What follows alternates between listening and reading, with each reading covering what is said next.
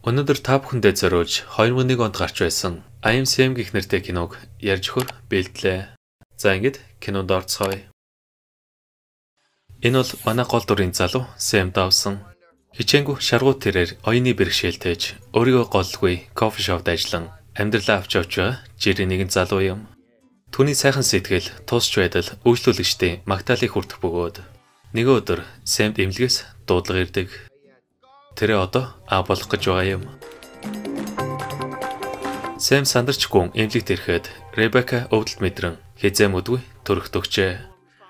Ингээд тун удалгүй охин нь мэндэлж Sam түүний төлөө бүхнээ зориулахад бэлэн байв. Тэр алдарт Beatles самтлагийн дуунаас санаа авч охиндоо Lucy гэж нэр өгөн. Маргааш нь тэдний эмнэлгээс гарах үед Ребека хүүхэдтэй олсондоо тэмч таатай байгаагүй тул охиноо үлдээ гинт алга болдог. Sam Ребекаг дууддагч түүнийг олж чадалгүй охинтойгоо үлдхэн тэр. Ребека Самд хайртай байгаагүй мөн хүүхэдтэй олоход бэлэн биш байсан тул эх хүний хариуцлагаас зугтан тэднийг орхиж явжээ. Шөнө дунд Sam охиныхоо уйлах чимээнээр сэрэн дэлгүүрээс памперс бос ус хэрэгтэй зүйл авахар олдогч. Яг алийг авахаа сайн мэдэхгүй байлаа. Sam охиноо унтуулах гэж чадхаараа ичээдэгч. Lucy шөнжин уйлсаар байсан тул хөр шайлын эмэгтэй түн туслахаар охиныг бүүэлэн 2 цаг тутамд хооллох ёстойг сануулна.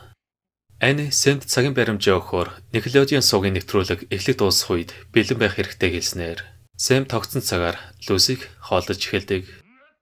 Хүүхдтэй осноос хойш түнд цаг зав гарахгүй байгаа тул найзууд нь гэрт нэрэн охиныг харж Самд туслана. Ингээд цаг хугацаа өнгөрхийн хэрээр Lucy том болж байв. Sam ажлын хажуугаар охиноо харах боломжгүй болсон тул Аннигээр асруулах бөгөөд Lucy сониуч ухаалаг охин болж өсөн аавынхаа хариулж чадахгүй зүйлсийн талаар асууна. Daddy, did God mean for you to be like this? Was it an accident? You're not like other daddies. I'm sorry. Lucy аавыгаа бусдаас өөр гэдгийг мэдж байсан ч уучлахгүй хэрэггүй хэмээн өөрийгөө азтай гэж парк руу дагуулж явдаг аавтай байгаадаа баяртай байлаа. Аав охин хоёр хамтдаа хөгжилдөн өдрийн цайгаа ууж ингээд Sam охиноо сургуульд явуулахаар найзуудынхаа зөвлөгөөр гутал авч өгөхөр болдог. Lucy өөртөө таалагдсанаас сонгон аав нь тооцоог нь хийх гэхэд мөнгөнд хүрлэхгүй гутлыг авах боломжгүй болдогч. Найзууд нь туслахаар үлдсэний төлөн тэд бүгдээрээ шаар авна. Sam охиныхоо хүсэл сонирхлыг дэмжин бүх хайраа зориулах бөгөөд оройн Sam охиндоо үлгэр уншиж өгөн дараа 7 хоногт бүргэний газар руу давуулж явахаа амладаг. Ингээд хэд хоногийн дараа хүүхдүүд багшийнхаа заасан амьтдыг танилцуулахар болно. Lucy эрвээхний тухай ярин дараа нь Connor гэх хүү ааснуудын талаар тайлбарлагдагч гаднах шинж төрхийн буруу хэлнэ. Okay, 8 legs. Sam хүүг охинтойгоо тоглуулахаар гэртээ урдагч. Connor аавын оюуны бэрхшээлтэй гэдгийг Lucy чивнэж хэлэн аавтай хүнлэлгүй харьцдаг. Үүний дараа Lucy сургуулиас өгсөн номоо аавраа уншуулахаар болдогч. Sam уншиж чадахгүй өсгөлж байсан тул Lucy аавтайгаа хамт хуучин үлгэрийн номоо уншихаар шийднэ. Нэг орой Sam охиндоо зориулж асуулт бүгэлж байх үед биеэ үнэлэгч эмэгтэй яриа өдөн оюуны бэрхшээлтэйг дайламдуулж мөнгө салах гэтэл цагдаа Sam-ыг буруугаар ойлгон баривчилдаг. Удалгүй үл ойлгоцлоос олж гэр бүл хүүхд хамгааллын ажилтан Sam-ыг охиноо бие даан өсгөх чадваргүй мөн хүүхдээ IQ-тай гэж үзсэн тул багш нар нь Lucy-гийн ирээдүг бодож илүү боловсралтай, доктортой гэр бүлд өсгүүлэх нь зөв шийдвэр гэж үзэж байгаа юм. Энэ шийдвэр Samд хүнд цохилт өгөх ба оройн тэр Lucy-г сургуулиас өгсөн номоо уншихыг шаарддагч. Охин нь татгалзан аавынхаа уншиж чадахгүй байгаа номыг унших хүсдэггүй. Sam охиноо сайжирч байгааг харах нь өөрийн аз жаргалтай болгодог гэхэд Lucy аавда чангаар уншиж өгнө. Ингээд 3 дахь өдөр Sam амлсан ёсоор охиноо бүргэний газар руу дагуулж очдог.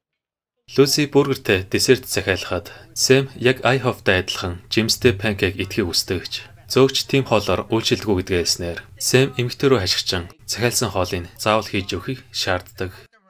Энэ байдлаас нь олж Lucy аавда санаа зовон яагаад уурлаад байгааг нь ойлгохгүй байв. Халлоуины өдөр Sam охиноо инээлэхээр өөрийнхөө бүжиглэх үед ангийнх нь хүүхдүүд аавын тэнэг гэж шоолох бөгөөд үүнийг харсан Lucy аавсаа ичж эхэлдэг. Нэг өдөр Sam охиныхоо төрсөн өдөрт ангийнхны нурж Lucy-д гинтийн бэлэг барих гэтэл гэр бүл хүүхд хамгааллын ажилтан Margaret гэрт нэрнэ. Sam эмэгтэйг түр үлээхийг гуйн тэднийг нуугдахыг өсгөөд Конор биед нь хүрэхгүй байхын харуулж аав нь Сэмийг түлхснээр Конор уурандаа Люсигийн ярьсан нууцыг тэдэнд хэлдэг. Люси аавсаа эцэндээ өөрийг өргөж авсан гэж найзуудаа ярьжээ.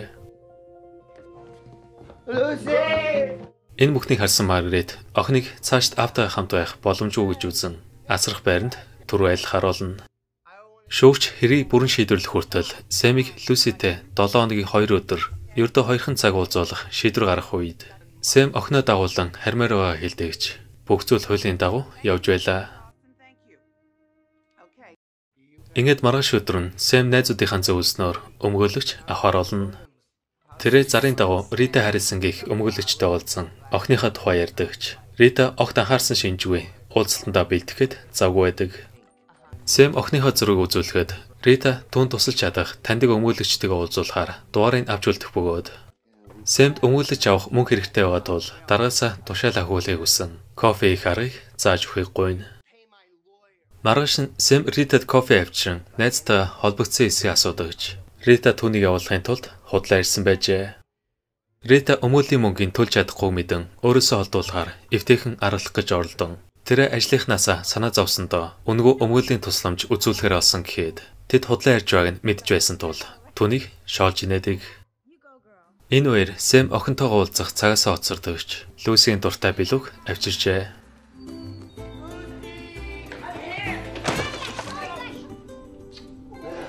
Сэм охиноо буцааж авахаар өмгөөлөж авах гэж байгааг хэлэхэд Люси ийм байдалд оруулсан нь өөрийнх нь буруу гэж аавыгаа маш ихээр сансан гэв.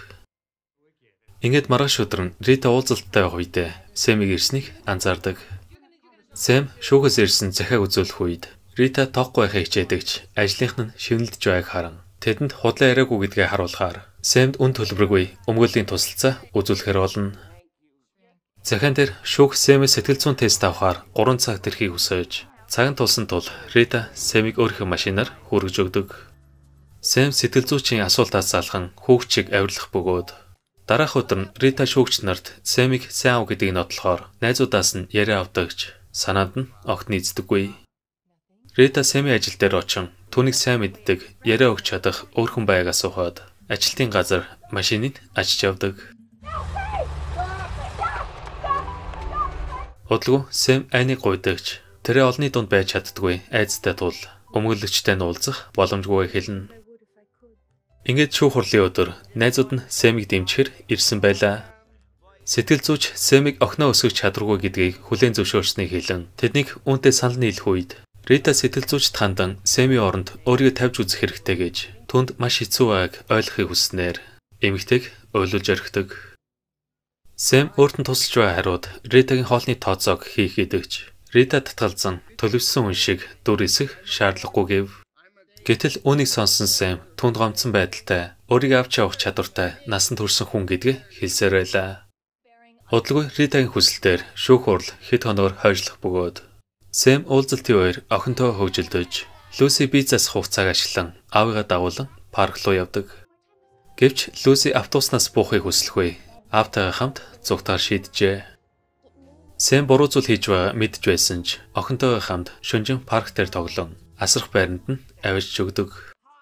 Рита энэ үйлдэлээс нь олж галзуурах шахан хүүхд хамгааллын ажилтанд Сэмд охиноосоо хол байх маш хэцүү байгааг тайлбарлан ганцхан удаа уучлахыг гуйна. Ингээд маргааш өглөө нь Люсигийн асуултанд хариулах ээлж иржээ.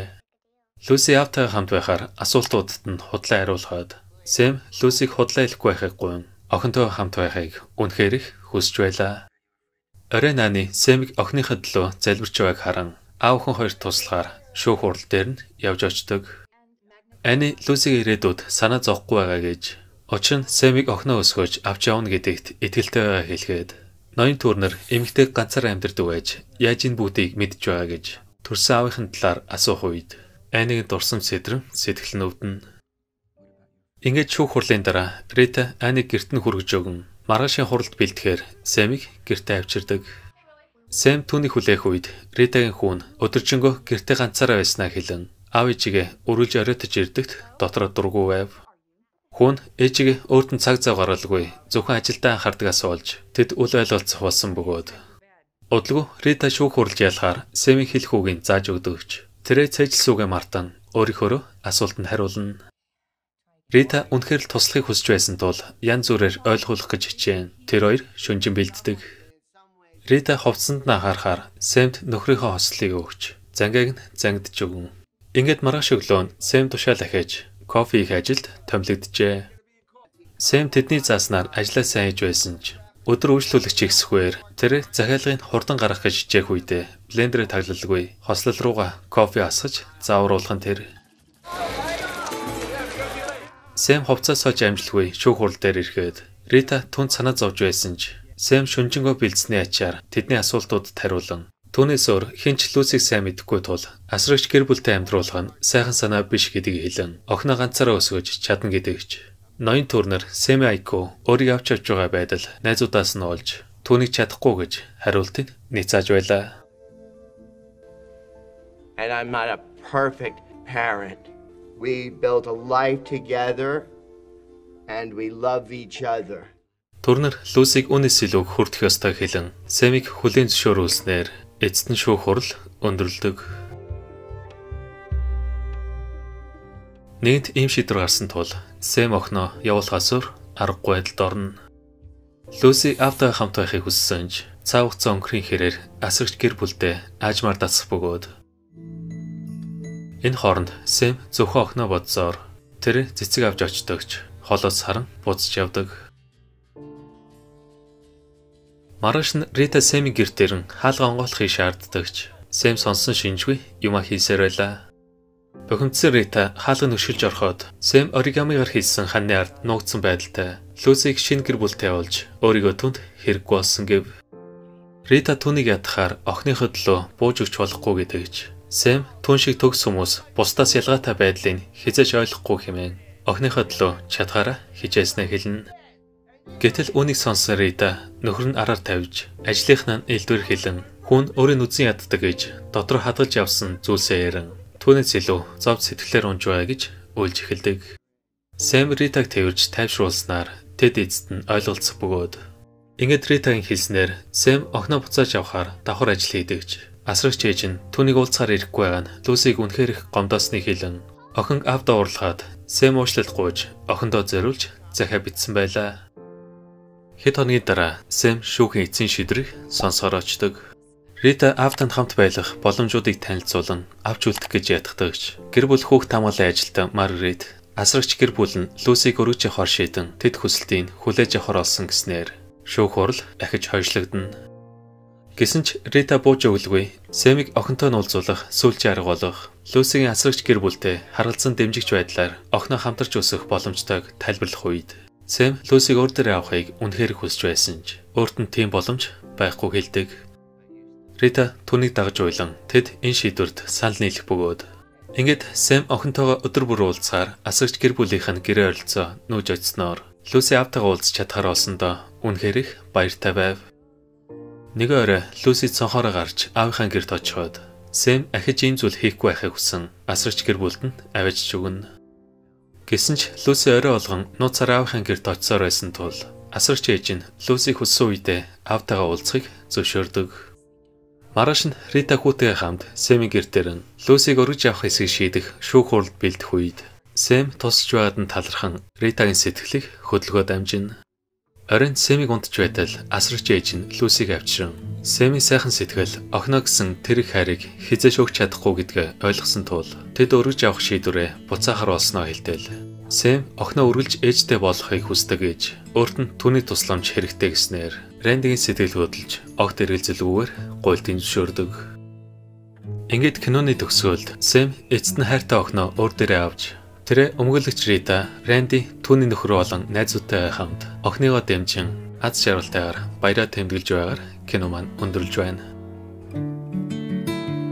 Өнөөдрийн ярьж өгсөн кино тайлбар маань таалагдсан бол лайк дарж, мөн subscribe товчон дээр дарж дэмжээрэй. За тэгээд удахгүй 200 мянган видеогоор уулзцай түр баяртай.